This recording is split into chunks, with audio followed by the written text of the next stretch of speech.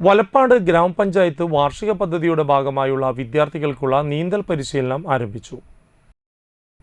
ഗ്രാമപഞ്ചായത്ത് പ്രസിഡന്റ് ഷിമിത ആഷിഖ് ഉദ്ഘാടനം ചെയ്തു. മണപ്പുറം അക്വാട്ടിക് കോംപ്ലക്സിൽ വെച്ച് മികച്ച പരിശീലകരുടെ സഹായത്തോടെ 100-ലേറെ കുട്ടികളെ സൗജന്യമായി പരിശീലിപ്പിക്കുന്നുണ്ട്. കുട്ടികളുടെ കായികക്ഷമത വളർത്തുന്നതിനും ഭാവി സുരക്ഷിതമാക്കുന്നതിനും വേണ്ടിയാണ് പദ്ധതി ആവിഷ്കരിച്ചിരിക്കുന്നത്.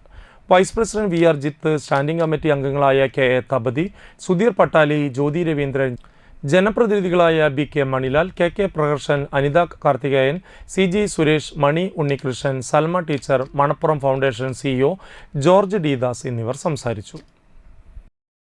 കാര്യങ്ങൾ സംഭവിക്കാറുള്ളത് നമ്മളിത് കുട്ടികൾക്ക് കായികക്ഷമതയും അതുപോലെ തന്നെ കുട്ടികളുടെ ഒരു മാനസിക ഉല്ലാസത്തിനും വേണ്ടിയിട്ടാണ് നമ്മുടെ ഈ വെക്കേഷൻ സമയത്ത് തന്നെ നമ്മൾ ഇത്തരം ക്യാമ്പുകൾ പരിശീലിപ്പിക്കുന്നത്.